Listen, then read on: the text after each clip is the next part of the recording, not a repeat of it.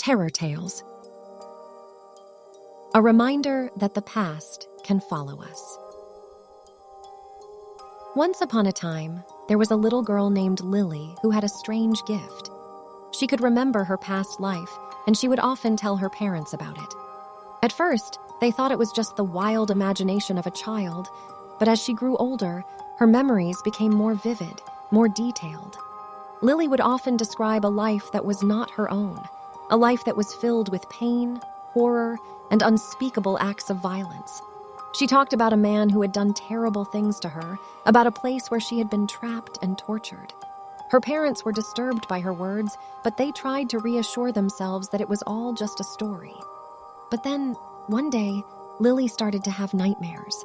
She would wake up screaming in the middle of the night, her eyes wide with terror. She would talk about the man who had hurt her, about the place where she had been kept captive.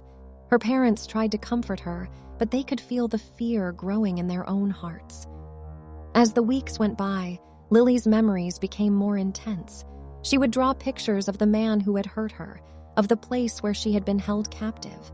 Her parents didn't know what to do. They took her to therapists, to doctors, but no one could explain why she was experiencing these memories.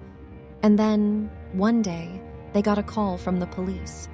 They had found a man who matched the description Lily had given them, a man who had been arrested for multiple counts of murder and torture. The police wanted to talk to Lily to see if she could identify him. Lily went with her parents to the police station. She walked into the room where the suspect was waiting, and as soon as she saw him, she started to scream. She pointed at him and said, "That's the man who hurt me. That's the man who killed me." Her parents were horrified. They didn't know what to do. They had never believed in reincarnation or past lives, but now they were faced with the possibility that their daughter had lived another life, a life that had been brutally cut short. From that day on, Lily's memories started to fade.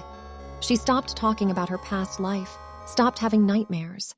Her parents tried to forget about what had happened, to move on with their lives, but they knew that they would never be the same again.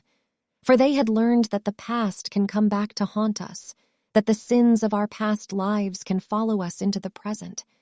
And they knew that they would always carry a little bit of Lily's pain with them, a reminder of the horrors that can lurk just beneath the surface of our everyday lives.